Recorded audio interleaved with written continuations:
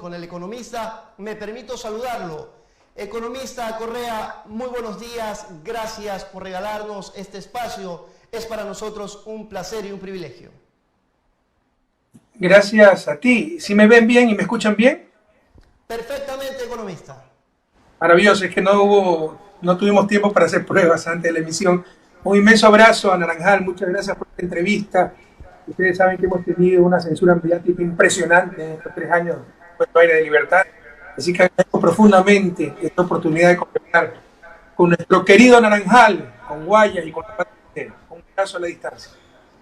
Igual un abrazo para usted a la distancia, economista. Como usted lo decía, es bastante complicado. Hemos tenido que tener unas medidas de seguridad impresionantes para poder realizar esta entrevista.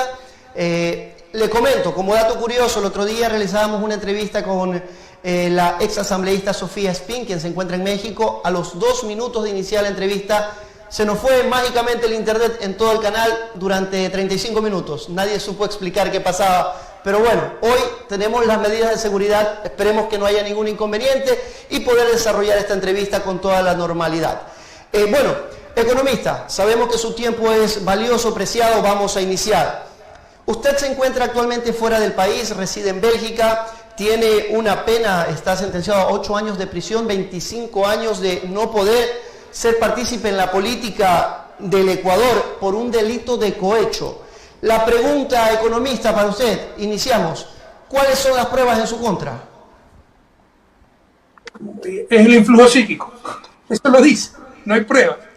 Cuando no tienen pruebas y yo quiero acusar a Franklin Palomino porque va a ser mi rival como alcalde en Naranjal, consigo una fiscal corrupta, jueces corruptos que lo acusen de haber tenido influjo psíquico sobre el vecino que robó unos neumáticos y lo meto preso.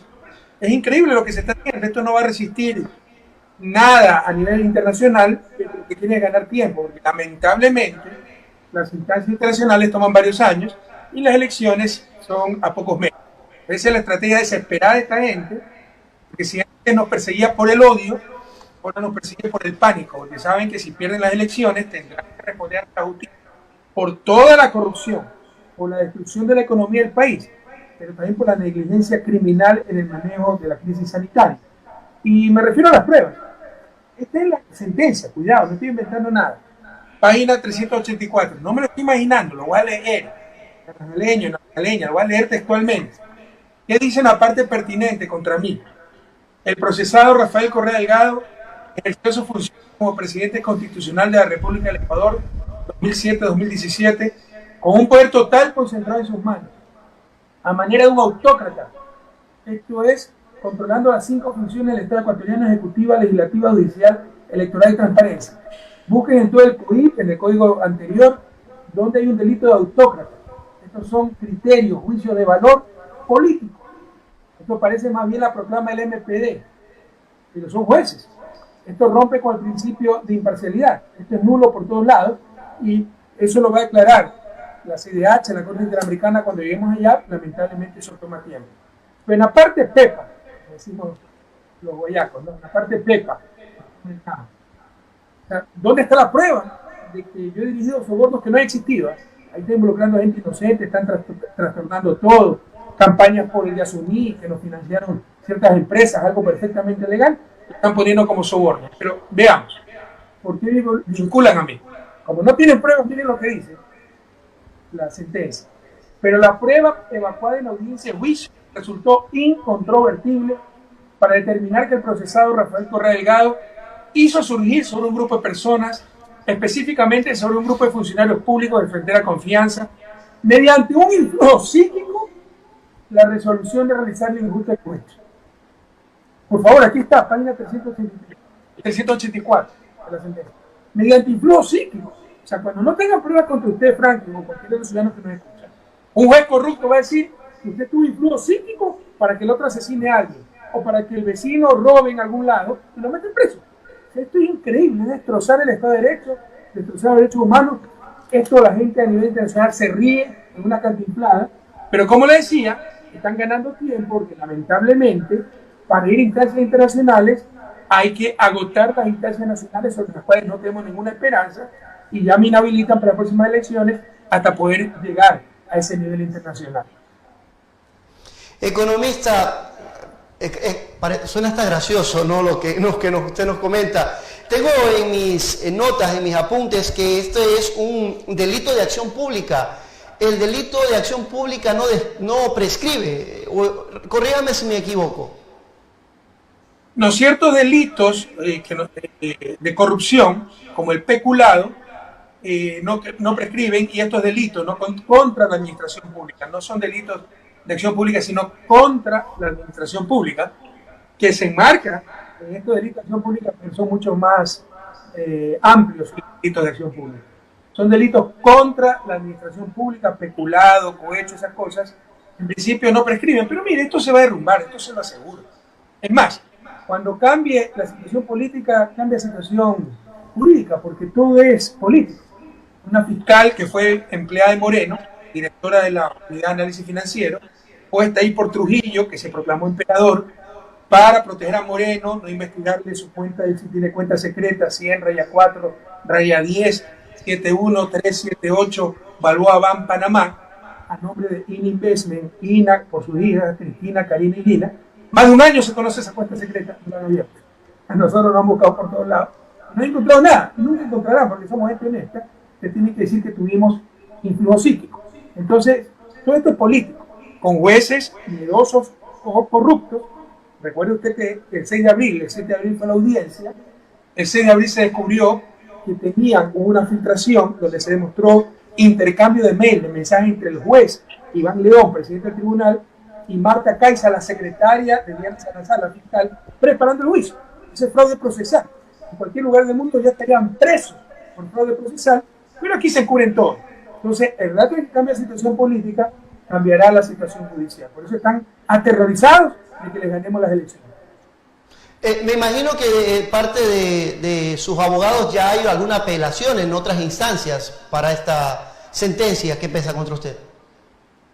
Sí, nos aceptaron la apelación, pero mire, digamos, si se atrevieron, por la audiencia, emergencia nacional, estado de excepción, la cumbre de la pandemia, pero de contagiarse, 2.000 causas represadas, solo dieron paso a la audiencia del caso Soborno, que debe llamarse caso Bochorno.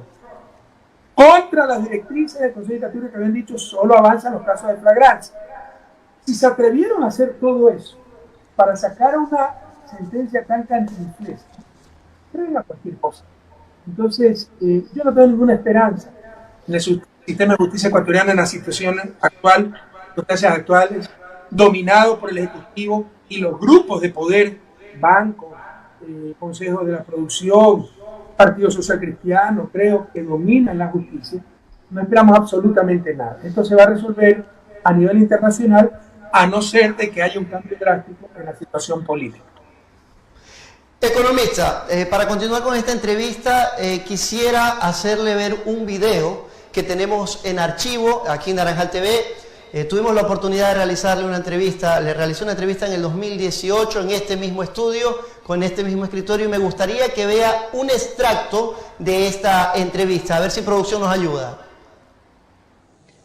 Economista, si gana el sí, ¿cuál es el futuro de Rafael Correa? A mí me va a perseguir, ¿no? Ya me están persiguiendo, pero teniendo solo Contraloría, ¿no? El rato en que tengan todas las funciones del Estado, con el Consejo de Judicatura, querido Franklin, ustedes son jóvenes, la gente de Naranjal que nos escucha, no tiene por qué saber esto, pero el Consejo de Judicatura es el que elige la Corte Nacional, es el que elige a todos los jueces, es el que elige a los notarios, es el que elige a los registradores mercantiles. De todo eso se van a apoderar.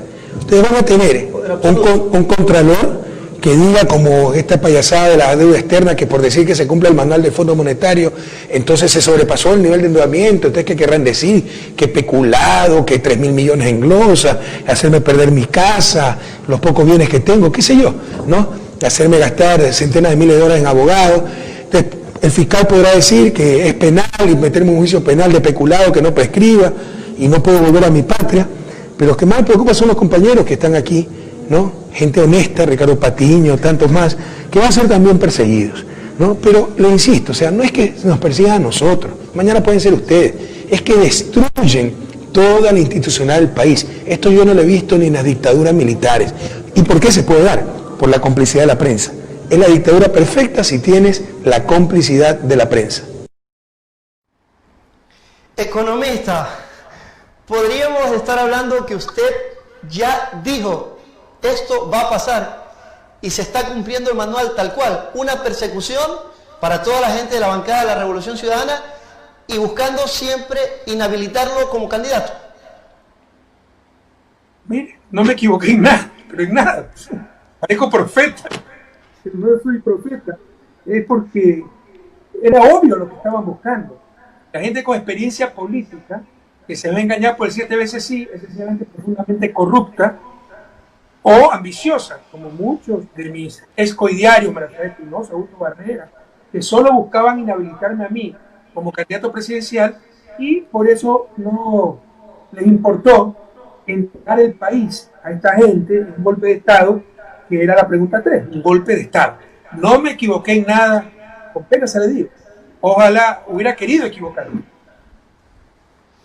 Economista, y bueno, no solo contra usted hablaba de más compañeros suyos, ¿no? Caso Jorge Glass, le pregunto, ¿cuáles son las evidencias que existen contra Jorge Glass para mantenerlo detenido? Pero mire, mencionaba a Ricardo Patiño. Ricardo Patiño tuvo que exiliarse México después de décadas de asilo político, reconociendo que es un perseguido político. ¿Por qué? Por una orden de prisión, por un discurso de un evento partidista cerrado, ni siquiera abierto, ni siquiera en la vía pública, en un local.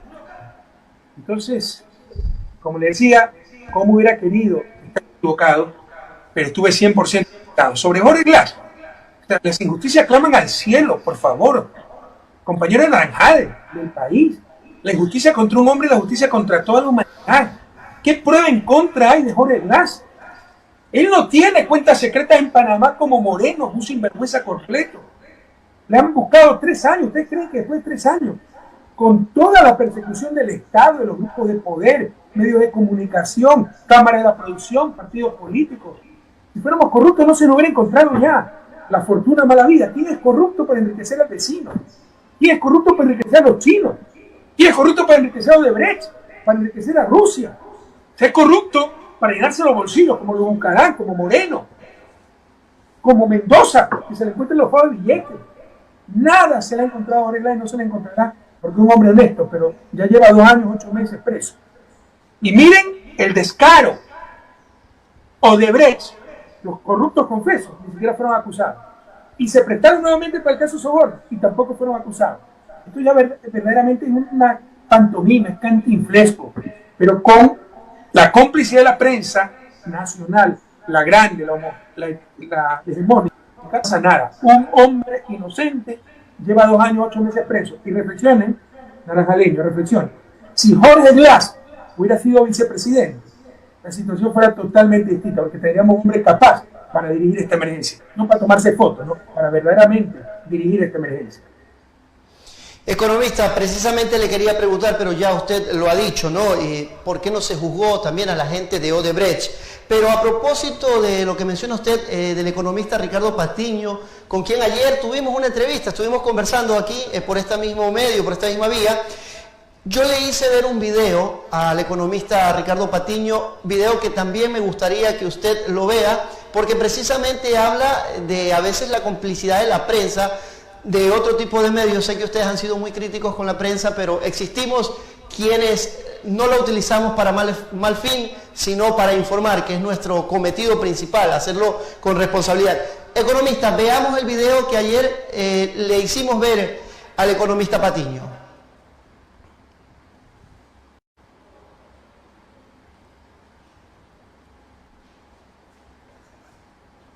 Sí, los del puente, sí, por favor. Producción nos está preguntando, ya lo vemos enseguida, economista. Si quiere comento algo mientras tanto. Sí, usted mencionó hay un pacto pues con Odebrecht. Acuérdense que lo denunció José Serrano cuando se peleó con el gobierno. Que había un pacto, gobierno fiscal Odebrecht, para meter preso a Jorge Glass y robarle la vicepresidencia. ¿Por qué cree que no ha sido acusado? ¿Por qué cree que se da el lujo de cobrarle plata, reclamarle plata al Estado? Es decir, si no se cae la cooperación eficaz. Si es verdad lo que han dicho la cooperación eficaz, ¿por qué se va a caer? ¿Por cobrar una cuenta o no cobrarla? ¿no? Es porque saben que mintieron y van a decir, mentimos, ¿no? Y por favor, o sea, un poquito de reflexión, insultan nuestra inteligencia. Dicen que nos sobornó Odebrecht. Yo pedía hasta la canasta navideña de Odebrecht. Me enviaba canasta navideña con Johnny Walker de etiqueta azul. Les mandamos a devolver eso y les prohibí que manden esas cosas. Le quitamos en enero de 2015 un contrato de 180 millones de dólares. Lo habían ganado por concurso, porque no quisieron hacer una rebaja. En 2015, ¿no? Y nosotros somos los sobornados por Odebrecht. Ya basta. Basta de engañar tanto a la gente. Basta de perseguir gente inocente. Basta de judicializar la política. Bien, ahora sí, economista, estamos listos para ver el video y precisamente hablaremos de esto, de perseguir gente, y es el tema, el primer tema de esta entrevista. Veamos. Estamos aquí en el puente de la Unidad Nacional, es el principal puente que une varias de las provincias del Ecuador con Guayaquil, con el puerto principal. El día de ayer vimos cómo varias volquetas, muchas del municipio de Guayaquil, ha bloqueado el paso de los indígenas. Coches y camionetas cruzadas en el aeropuerto de Guayaquil, en Ecuador. Estaban ahí para impedir el aterrizaje de un avión español. Ese vuelo iba completamente vacío, como están viendo. Ese avión además tenía como misión recoger a los españoles que se habían quedado atrapados allí, pero la alcaldesa de Guayaquil no quería un avión español en su territorio por miedo al coronavirus. Bien, economista, este video se lo pusimos al economista Patiño, se lo ponemos a usted, y la pregunta es la siguiente: ¿cuál es su opinión acerca de que el economista Patiño tenga que estar exiliado en México por declaraciones en un video que, por otro lado, como lo decía la abogada Paola Pavón, ser oposición en democracia no es un delito, y que incluso también la abogada Paola Pavón casi perdiera la prefectura de Pichincha en las revueltas de octubre del año pasado, se la tuviese detenida, hoy esté con grillete electrónico, pero sin embargo, Cynthia Viteri, como alcaldesa de Guayaquil, pudo cerrar los puentes con vehículos de la municipalidad y luego pudo cerrar el aeropuerto, incluso pudiendo haber incurrido en un delito de lesa humanidad. Pero sin embargo no pesa ninguna sentencia contra ella ni ningún juicio. ¿Cuál es su opinión al respecto? Usted ya lo ha insinuado en su pregunta. No hay explicación. Solo la doble moral, la justicia selectiva. A los enemigos, adversarios políticos, me invento cualquier cosa y lo persigo con la justicia. Entre comillas, justicia. A los amigos les perdono cualquier cosa y me olvido de la justicia. A Paola Pavón la metieron presa 70 días. Todavía tiene grillete, acusada de rebelión, sin ninguna prueba. Los socialcristianos, con Cynthia Viteri, mandaron a bloquear el puente de Unidad Nacional con las volquetas del municipio. Y no le dijeron ni, oiga, no sea maldita, no haga eso. Bloqueó el aeropuerto, eso es un delito internacional. No pasó absolutamente nada, pero no nos debe sorprender. Acuérdense cuando en la campaña, precisamente la consulta popular, nos atacaban a todos los lugares donde íbamos. En Quinindé casi nos matan, destruyeron la radio donde estaban, nos tuvieron detenidos. Eso es secuestro, revisa el Código Penal. 3 horas contra nuestra voluntad. Apedrearon la radio, amenazándonos de muerte con megáfonos, gente armada, con fotos. No hay un detenido. Ricardo Patiño se lanza un discurso en una reunión de partidista cerrada, incitación a la violencia. Aldalá Bucará hablaba cualquier vascosidad insultando a las mujeres y se le llama a la Paula Roma diciendo esas son cosas de la democracia, de la hipocresía de esta gente. Esta gente tiene que responder a la justicia. Naranjaleños queridos, más allá de que sean corristas o anticorristas, hay que recuperar la patria. Tiene que volver la patria, nos robaron la patria. Hoy es la patria de tristeza, de destrucción, de desempleo, de soledad, de inseguridad por todos lados. Acuérdense cómo era hace 3 años. Había problemas, pero era patria de la alegría, de la esperanza, del optimismo. Tenemos que recuperar esa patria. Y esta gente tendrá, ahí sí, que rendir cuentas ante la verdadera justicia. Porque no hay derecho que hayan hecho tanto daño, hayan destruido tanto, hayan robado tanto, hayan perseguido tanto.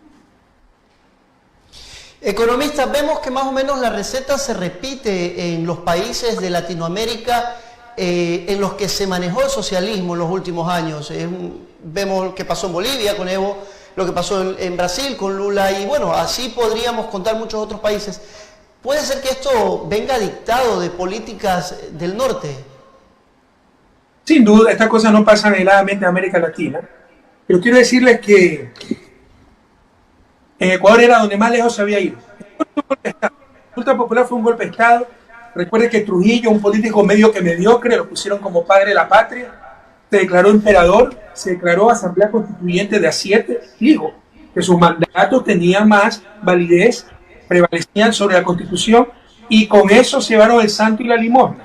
Pusieron una fiscal que fue la peor en el examen escrito, en el examen hablado la pobre ni siquiera sabe hablar, le pusieron 30 sobre 30 para imponerla como fiscal, cubrir a Moreno y perseguirnos a nosotros.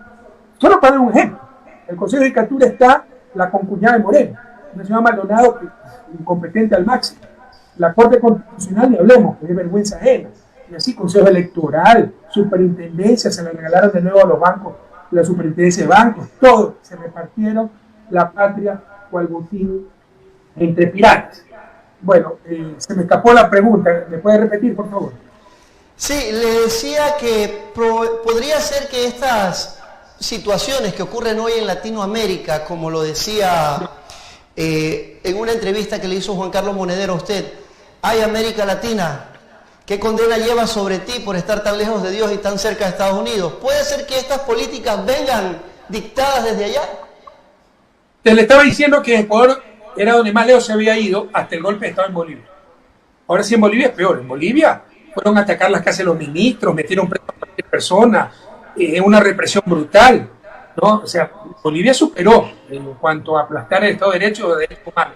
Ahora y Bolivia son los peores casos de lawfare, de rompimiento constitucional en toda América Latina. Y le decía que al igual que los 70, cuando empezaron dictaduras militares una tras otra, luego se descubrió que era el Plan Cóndor, un plan articulado de Washington, por el que vive, por el Premio Nobel de la Paz, este sinvergüenza que quería estar preso, Henry Kissinger, en ese momento el secretario de Estado y asesor para la seguridad nacional de Richard Nixon. Así como llegaron a esas dictaduras militares, se descubrió después que era un plan articulado de Washington. Estas cosas no son casualidades. Que le hayan dado el golpe parlamentario a Lula, a Dilma, que hayan encarcelado a Lula a impedirle ser candidato, robándole la libertad a Lula y la democracia a Brasil, porque le hubiera ganado a Bolsonaro las elecciones, Lula. Que hayan perseguido a Cristina Fernández de Kirchner, que le hayan hecho esto a Jorge Glass, que me persigan a mí, que hayan perseguido a Evo Morales, que lo estén persiguiendo a Evo Morales. No es casualidad, es una estrategia regional. Parar a como dé lugar, lo denunciamos en el 2014, parar a como dé lugar todos los deseos de nuestra América de ser libre, independiente, de tener justicia, de tener dignidad, de tener prosperidad. Tuvieron basta las élites nacionales y los Estados Unidos, y vamos con todo, sin respetar democracia, sin respetar derechos humanos. Si tenemos los medios de comunicación y tenemos el poder estatal, podemos hacer lo que nos dé la gana. Bueno, la única resistencia, ellos tienen todo, menos pueblo. La única resistencia que tenemos es el poder popular. La mejor arma es el voto de cada uno de ustedes. Pero obviamente, esto es una estrategia regional. Economista, hemos dividido esta entrevista en tres segmentos. El primer segmento estamos hablando de la persecución que existe para ciertos políticos dentro del país, bueno, y en Latinoamérica. Para cerrar este segmento y pasar a hablar ya más bien de economía, le hago una pregunta. Siempre ha sido una inquietud mía y pienso que la de tal vez muchísimos ecuatorianos. Se tuvo a muchos países en Latinoamérica, se tuvo a Ecuador, se tuvo a Venezuela, se tuvo a Brasil, a Chile, a Uruguay, a Argentina y bueno, y así un sinnúmero de países. ¿Por qué no se construyó la patria grande en ese momento, una América Latina unida, en una sola constitución, tal vez en una sola moneda? ¿Qué pasó? Que son procesos, pero empezamos y avanzamos rápido. UNASUR hizo en 10 años, revise, hizo en 10 años más que la Unión Europea en los primeros 10 años. Tuvimos muchísimas cosas, por ejemplo, Consejo de Seguridad Sudamericano, Consejo de Salud Sudamericano, que fuera tan necesario en los actuales momentos. Cuando vino la epidemia del H1N1 en el 2009, los ministros de salud de UNASUR se reunieron en el Instituto de Salud Sudamericano, en Río de Janeiro, y planearon estrategias conjuntas. Ahora no hay estrategia conjunta y lo que hace Perú es mover 2 tanques a la frontera para que no pasen los ecuatorianos contagiados. ¿Cómo han destruido hasta la unidad, hasta la patria grande? Se avanzó y se avanzó mucho, pero es un proceso. Y cuando hay mala fe, es muy fácil construir, ¿no? Pero muy difícil construir y muy fácil destruir. Y eso es lo que ha hecho esta gente en estos últimos años. Bien, era una interrogante que yo tenía, bueno, y como usted lo menciona, así se avanzó, ¿no?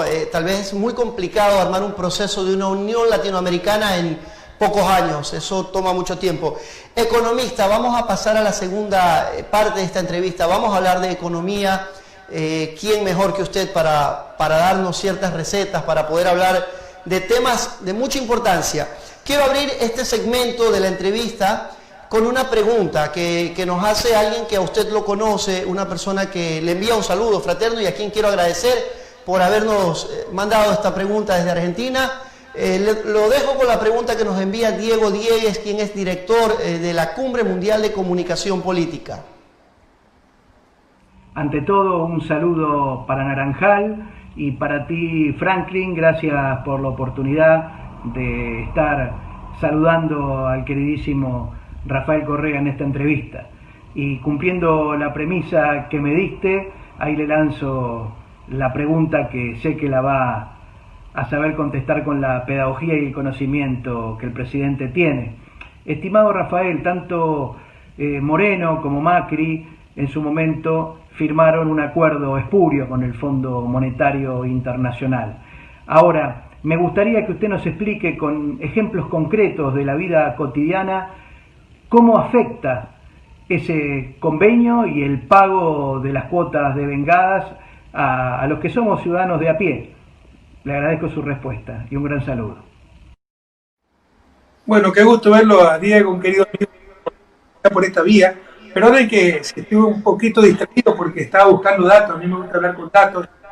Anunció Franklin la parte económica y mi memoria es medio frágil, entonces para no confundirme me gusta hacer buscando ciertos datos.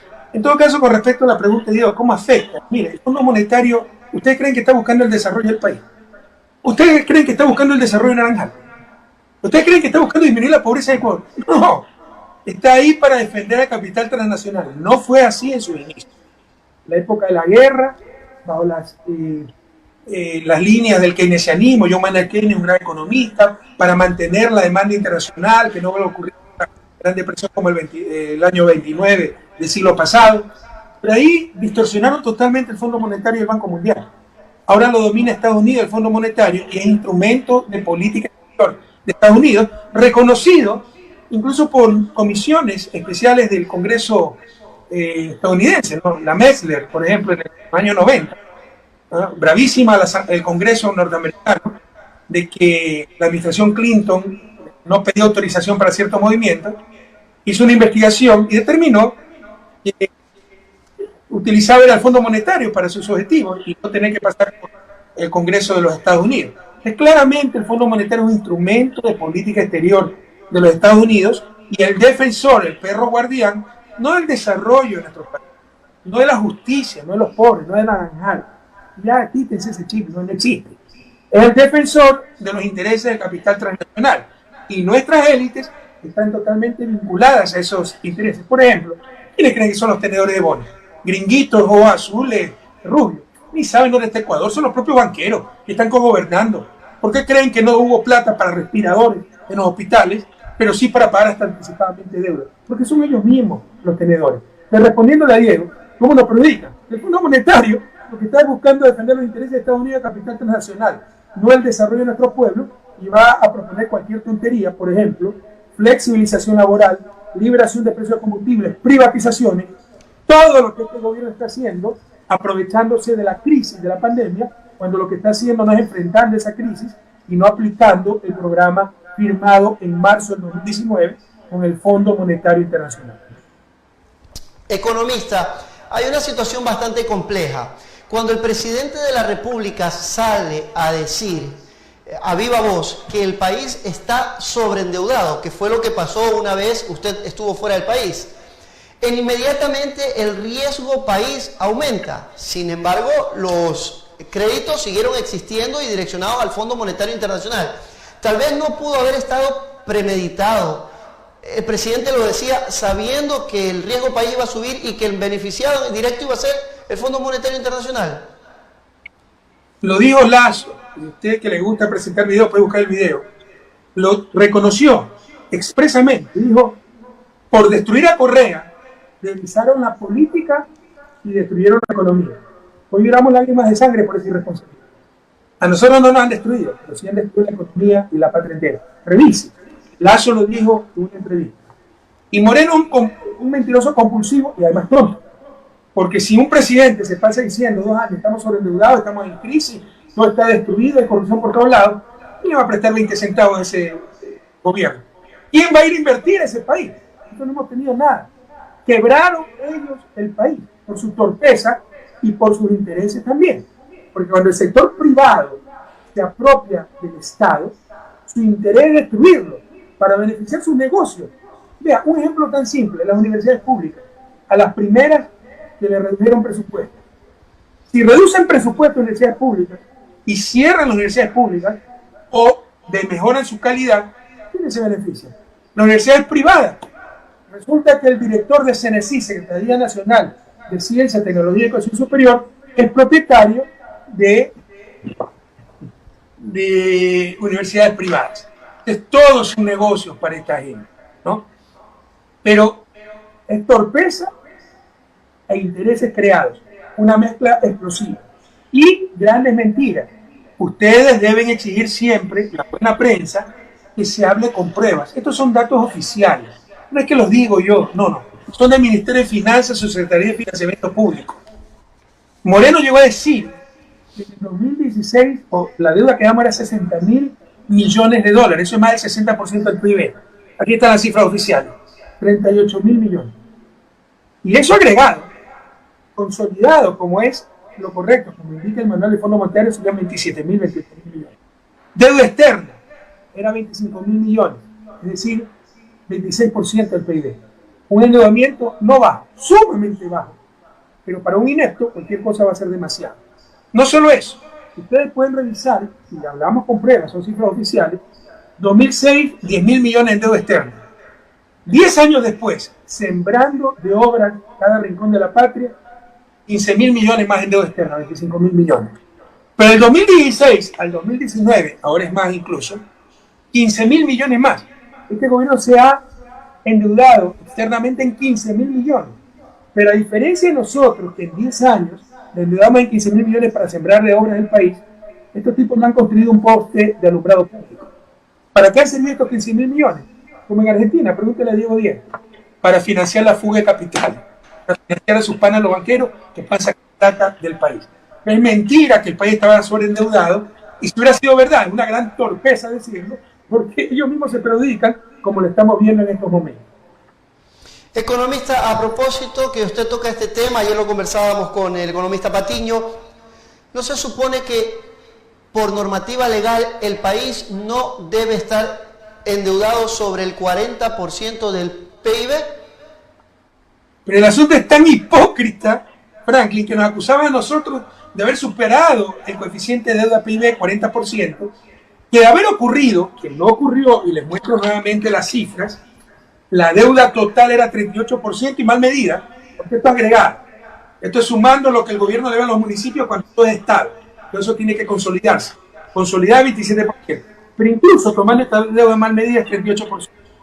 Jamás se superó el límite legal del 40%.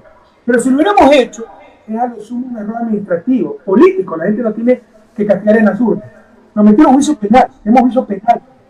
Pero al mismo tiempo, el gobierno siguió endeudándose.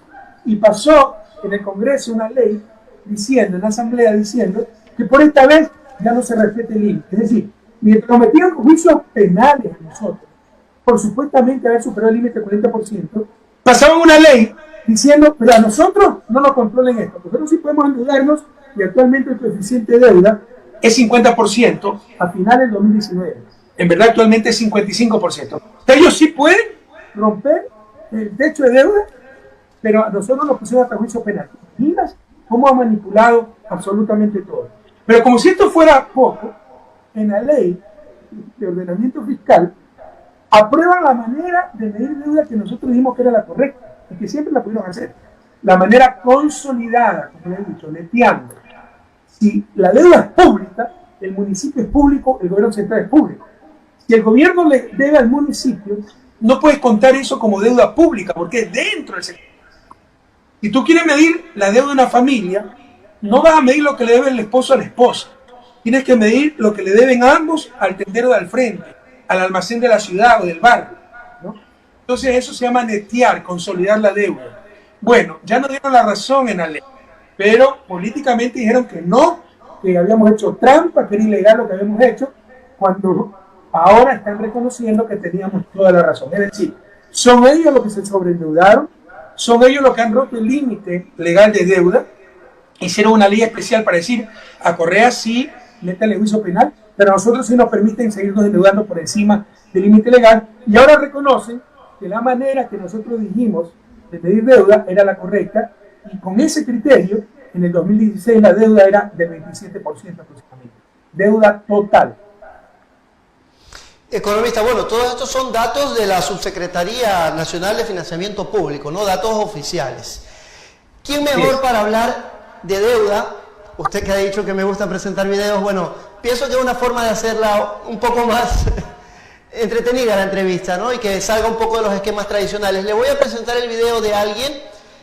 Que presente video para tener un poco de entretenimiento. Economista, le voy a presentar el video de otra persona que usted conoce, que también le agradezco muchísimo por haber aceptado darle una pregunta a usted. Fue ministro de Economía y Finanzas en su gobierno y quiero darle el agradecimiento a la economista María Elsa Viteri, quien tiene una pregunta para usted. Bueno, muy buenas noches, un abrazo fraterno desde Guayaquil.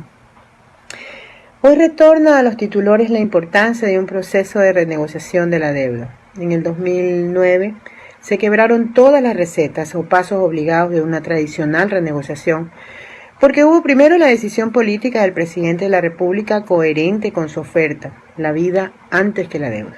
Segundo, porque hubo una investigación de la realidad del caso ecuatoriano. Y tercero, porque hubo el compromiso de una ejecución de solución en donde prevalecía el objetivo presidencial en beneficio del pueblo ecuatoriano, además de mi convicción personal. Es decir, existía una real estrategia nacional. Está claro que el ministro Martínez demostró con su accionar y resultados que no es capaz de llevar el proceso solo. ¿Cómo ves, Rafael, el resultado de esta anunciada renegociación, dirigida por un consejo asesor en donde sus dos primeros integrantes conocidos, el uno fue el promotor del plan Brady para el Ecuador y el otro, siendo ministro en el 2008, jamás apoyó el trabajo de la CAI? Un gran abrazo y una gran satisfacción de poder a través de este medio comunicarme contigo. Un abrazo. Saludos, Elcita, gracias por tu pregunta. Y preciso, ¿no? El segundo, que fue ministro mío durante un tiempo, salió corriendo el 2 de julio del 2008. Me acuerdo porque era el partido Liga Fluminense, cuando encerré al equipo económico, otra gente, Carón Delet, decomisando hasta los celulares para preparar la incautación de las empresas de los Isaías, a lo cual nadie, ningún gobierno se había atrevido, pese que le habían centenas de millones de dólares al Estado y el Estado tenía que recuperar plata. Entonces, cuando empecé a hablar de incautarle las empresas, empezó a temblar este tipo, yo corriendo, ¿no? Entonces hay que traer esas cosas a la memoria del pueblo ecuatoriano. Miren, las condiciones son totalmente diferentes. Como bien le digo Elcita, en el 2008 teníamos decisión política, éramos patriotas, éramos honestos y éramos capaces, ¿ya? La situación era distinta, ¿por qué? Porque la deuda era absolutamente ilegítima. Era una deuda que se arrastraba en la época de la dictadura, cuando le prestaron a gobiernos no democráticos hasta para la compra de armas. Era una deuda que se había renegociado una y otra vez en los 80, se había pagado 3 veces, y una serie de irregularidades que se evidenciaron con el informe de la comisión que hicimos, internacional, y por primera vez, y única vez en la historia, una comisión de auditoría de deuda del gobierno. Ha habido casos, muy pocos, que ha habido esta comisión de auditoría de deuda, pero desde la sociedad civil. Primera vez que un gobierno toma esta decisión, y se demostró cosas, por ejemplo, tan escandalosas, como que los propios ministros que iban a renegociar deuda eran los tenedores de deuda. Entonces estaban defendiendo al país y no su bolsillo, ¿no? De primera cosa, era una deuda ilegítima. Segundo, ya esto es técnico, siempre hubo la discusión, ¿cuándo tienes que renegociar? Cuando estás en el piso y te tienen el pie en el cuello, inmovilizados los acreedores, o cuando estás en buenas condiciones y tú dices, no pago porque estoy inmoral y tienes fuerza para negociar. El tiempo nos dio la razón. Estamos en buena situación económica y decidimos renegociar, dijimos no pagamos porque esto es ilegítimo y se ha demostrado todas las inmoralidades que ha habido, y pudimos retirar del mercado a precio de mercado, ¿no?, miles de millones en deuda, ahorrándole miles de millones al pueblo ecuatoriano. Hoy la situación es distinta. La deuda no necesariamente es ilegítima, pero lo que hay es un motivo de fuerza mayor. La mayor crisis del último siglo para el planeta entero. Yo creo la mayor crisis de la historia del Ecuador. Y hay motivo de fuerza mayor. En los códigos civiles está que por motivo de fuerza mayor usted puede dejar de pagar una deuda y no lo tiene que declarar insolvente ni meter en juicio por eso. Hay leyes en Estados Unidos, en Europa, donde hasta los municipios se pueden declarar en quiebra si es que no pueden seguir pagando una deuda y no por eso pues van a embargarle los bienes del municipio, los bienes públicos. Hay experiencias a nivel de países, año 1953, Alemania, destrozada en la guerra, dijo no puedo seguir pagando deuda externa, ¿no? Hay un motivo de fuerza mayor, que es lo que no hay, voluntad, porque además son los mismos tenedores de deuda los que están gobernando. Como le decía hace un momento, no son los gringos los que tienen la deuda en bonos, son los banqueros ecuatorianos. Y no hay capacidad.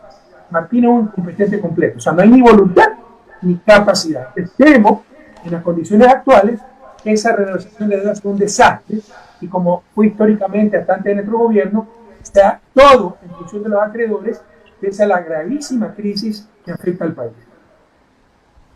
Economista, bueno, dentro de este tema de la situación económica del país, le hago cita del artículo 165 de la Constitución, en el numeral 2, donde manifiesta que en un estado de emergencia pueden ser redestinados todos los fondos públicos, menos el de salud y de educación. Sin embargo, este gobierno, en la emergencia pública, decidió pagar deuda e intentó hacer una reducción de el dinero que está predestinado a la educación en el país. Usted hablaba siempre en su gobierno de la reducción de la pobreza. Le pongo un último video de una persona que lo conoce, que fue presidente de la FEUE, de la Universidad Central, y que nos habla a propósito de este dato. Si nos ayuda, producción.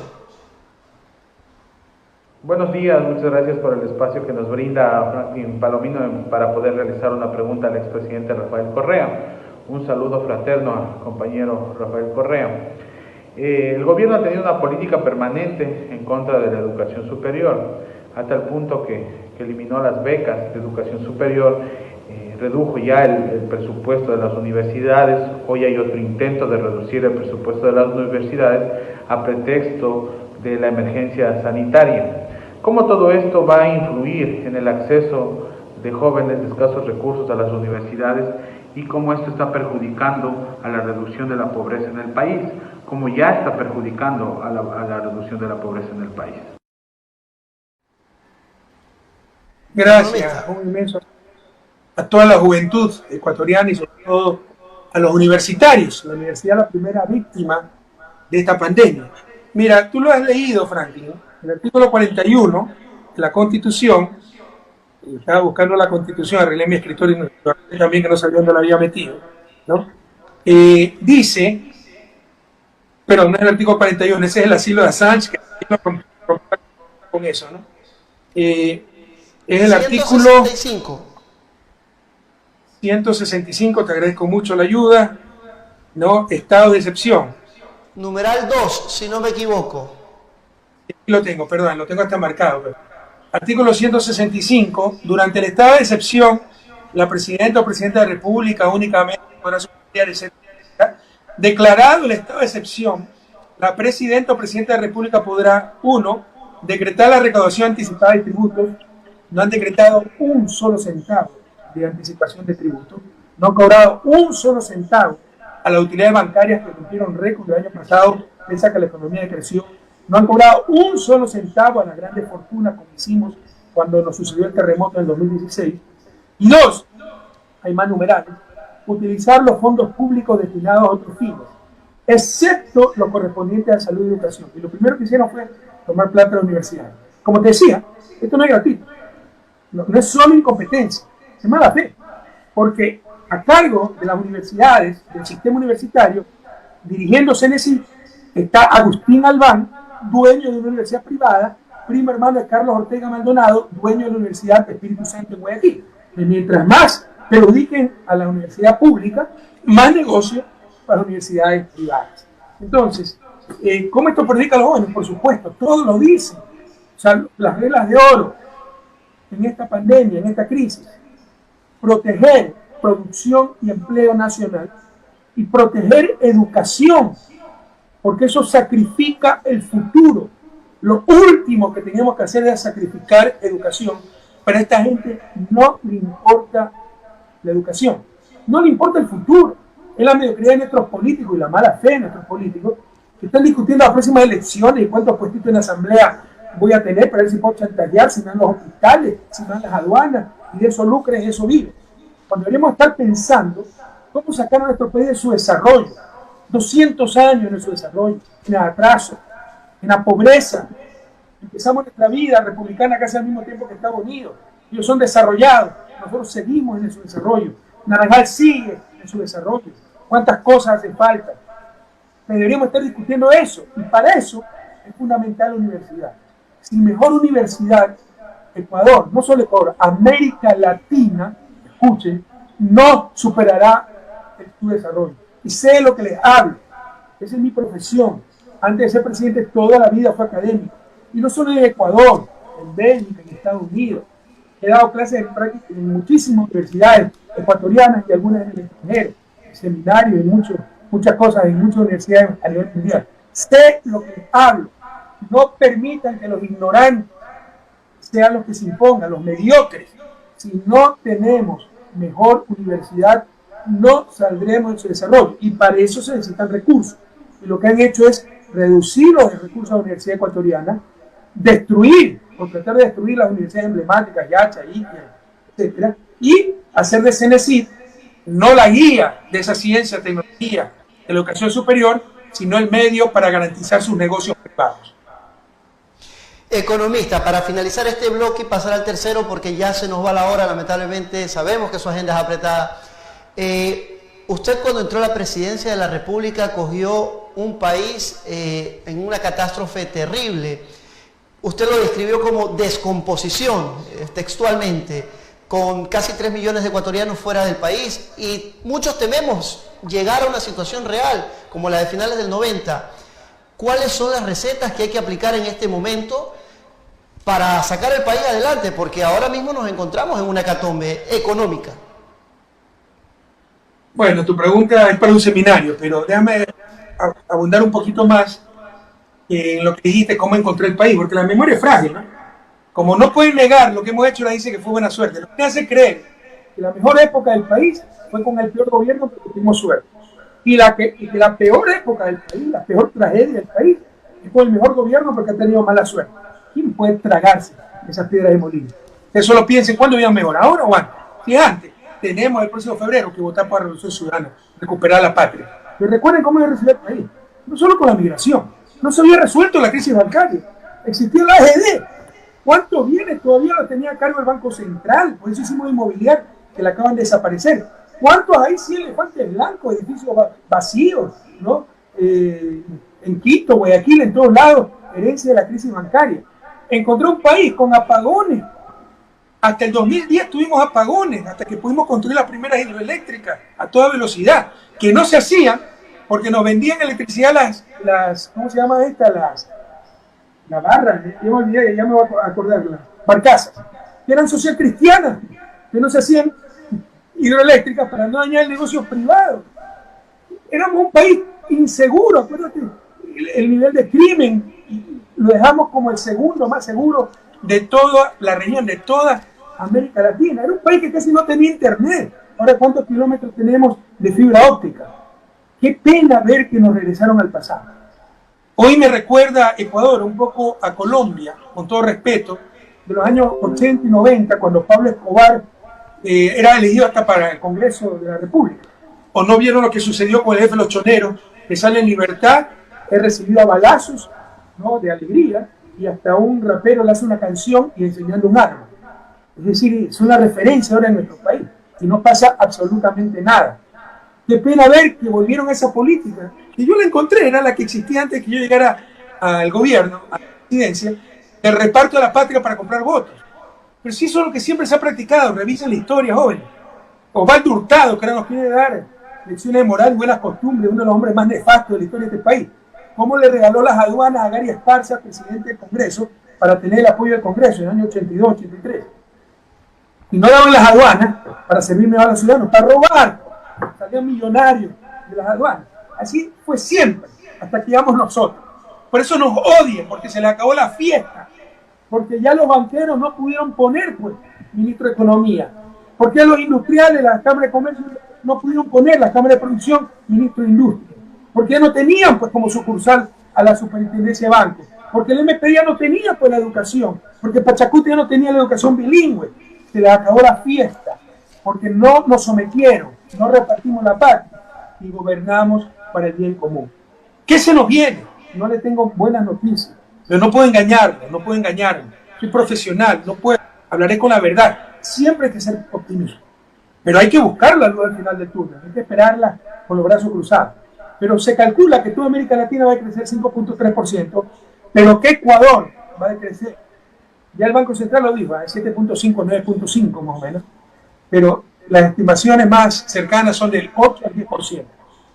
Para poner esto en perspectiva, Franklin, naranjaleños, en el 99, en tremenda crisis, de acuerdo a los últimos ajustes del Banco Central, que han cambiado la cifra, decrecimos 4.7%. ¿Se acuerdan el dolor del 99? La migración, el desempleo como subió, la pobreza. Bueno, ahora vamos a ver el doble. Y ya no va a haber como válvula de escape la migración, porque ya hay visa para Europa, porque hay muchísimas barreras para ingresar a los Estados Unidos. Esto va a ser mucho más duro que el año 99. Algunas cosas eran inevitables, en una crisis a nivel mundial.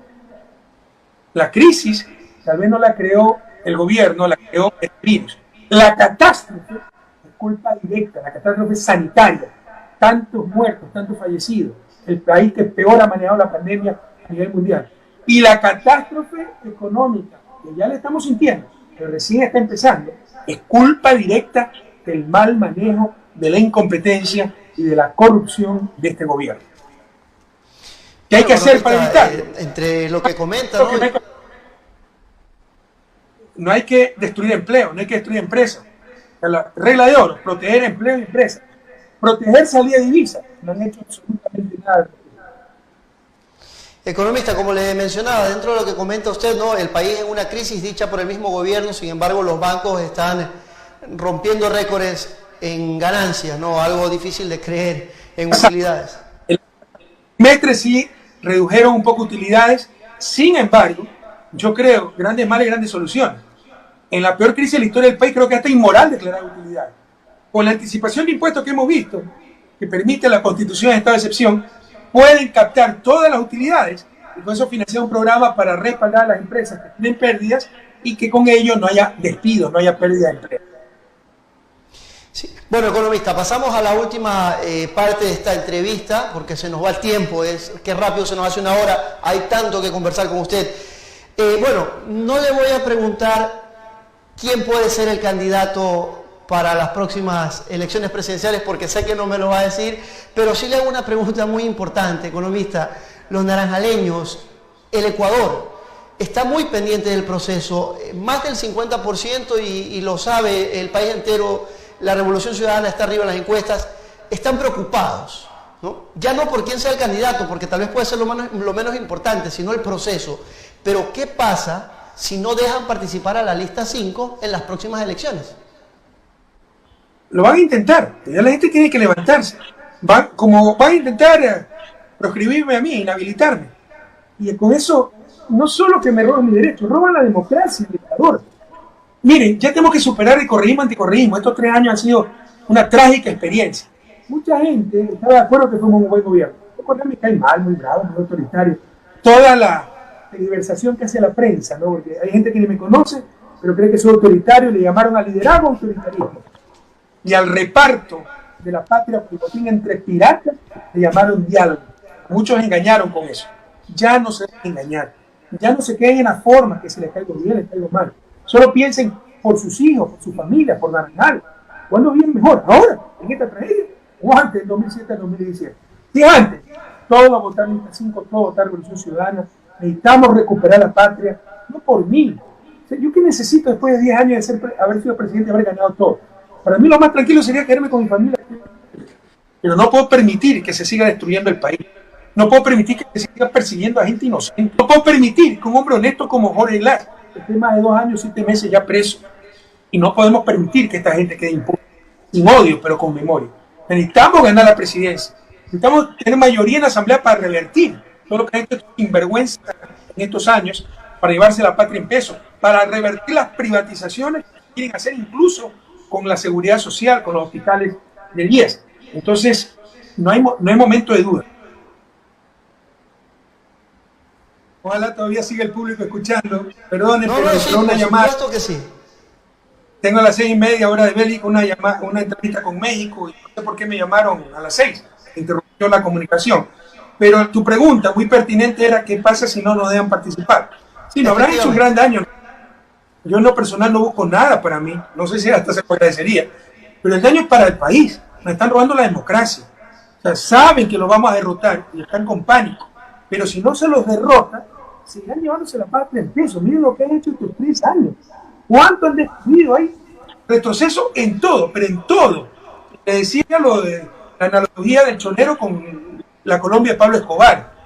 Buscarán el reparto de los hospitales, en avionetas, millones de dólares en funda, como era antes de la Revolución Ciudadana cuando se repartían la patria o el botín entre piratas. Entonces, esto es mucho más grande que cualquier antipatía personal. Tan solo piensen en sus hijos, en su familia, en Naranjal. ¿Cuándo vivían mejor? ¿Cuándo había educación, salud, seguridad? ¿No? Ahora o antes, sí, antes, voten todos lista 5, Revolución Ciudadana. Pero ojalá no deben participar, si no, deben ser los primeros en resistir porque le estarán robando a ustedes. Seguirán controlando todo el país, 40 años, y no te dejarán ni para el santo ni para la limosna, no te dará nada.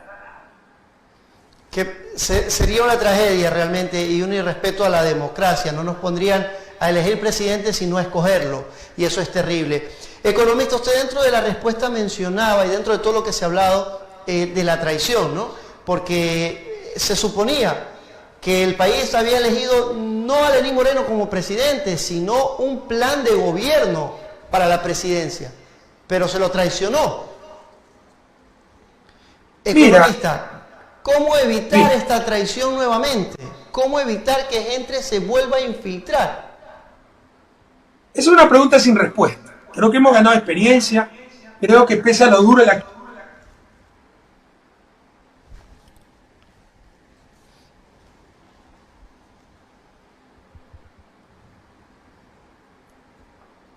Economista, ¿nos escucha? Lo vemos, pero no lo escuchamos, lo vemos. Le están entrando llamadas, es lo que le logro entender, que le están entrando llamadas a su teléfono. Lo podemos ver perfectamente, lamentablemente su audio no tenemos, estamos ya aterrizando la entrevista. ¿Qué nos dice producción? ¿Lo tenemos?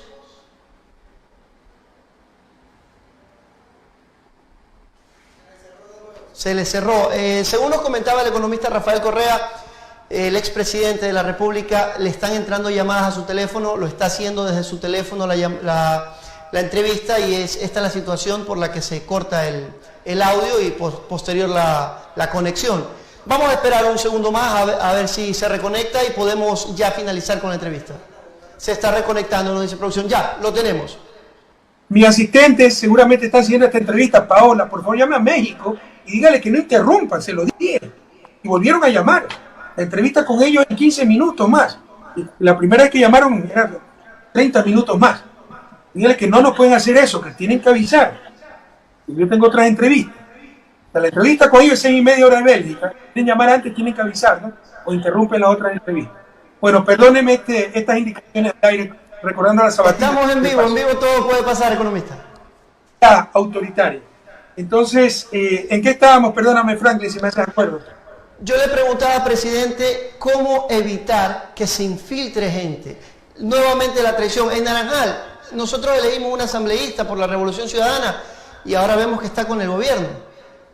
Una sinvergüenza total, ¿no? Esta señora nos recibe hasta con cangreo, ahora es glaje. No respaldó en absoluto, ha respaldado a este gobierno que nos persigue. Pero bueno, yo creo que la gente sabrá sancionarla en la urna de todas formas, a nivel social, a la gente sin principios, sin valores como esta señora. Pero en todo caso, mira, no hay fórmula para esto. La traición es tan vieja como la humanidad, los oportunistas, los logros disfrazados de cordero. Sin embargo, una de las cosas buenas de esta durísima prueba que hemos pasado es que se ha depurado el movimiento. Porque se ha demostrado quién es quién, quienes estuvieron leales al poder y quienes en verdad son leales a un sueño, al proyecto de un nuevo país, un país sin pobreza.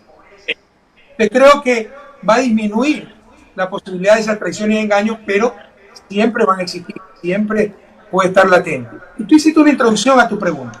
¿Sí me escucha, Franklin? Sí, por supuesto, lo escuchamos perfectamente.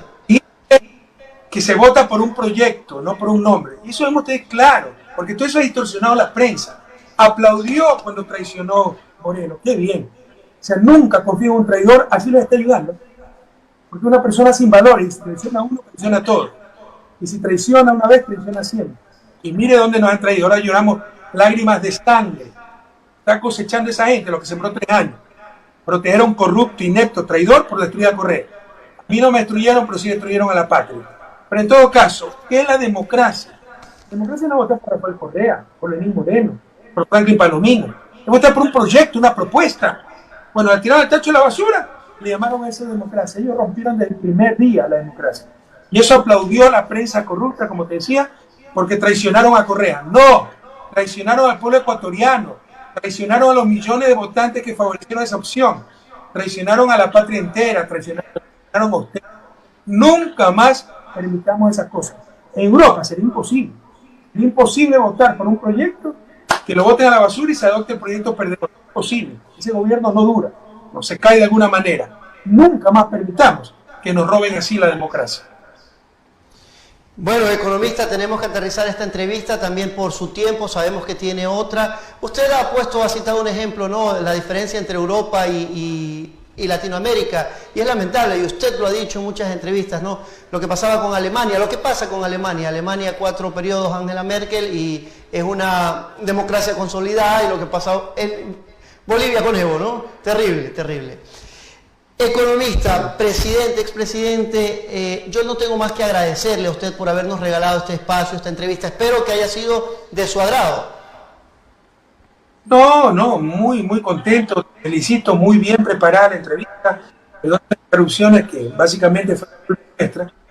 Pero mire, yo le digo a la gente, ya no se dejen engañar más. Los grandes enemigos, de aquí a las elecciones van a ser los medios de comunicación, que van a inventar todas las historias.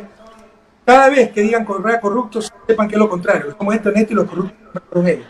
Cada vez que digan Correa dejó en crisis la economía, es lo contrario. La dejamos bien, creciendo, y la quebraron ellos. Siempre entiendan al revés de esa prensa corrupta que ellos sí fueron cómplices de estos 3 años de devastación. Y ya no vuelven a caer en superficialidades, en novelería. No, es que sí, Correa, buen gobierno, pero autoritario, el mono me cae mal. No es caer mal o caer bien. Es de salir de su desarrollo, ya que no nos vuelvan a hacer retroceder en las cosas más simples.